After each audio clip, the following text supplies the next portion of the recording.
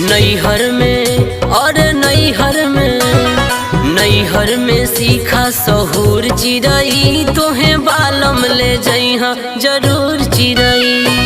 नैहर में सीखा सहूर चिरई तोहे बालम ले जइहा जरूर चिरई। दिन गौना के बाटे न दूर चिरई तोहे बालम ले जइहा जरूर चिरई।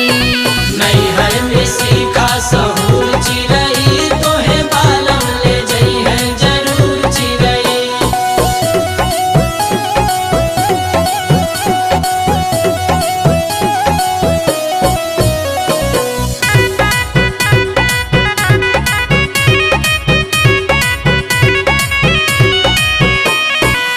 माई बाप भाई बहन कामे नहीं आई है, ससुर में सास ननद खूब गरी आई है।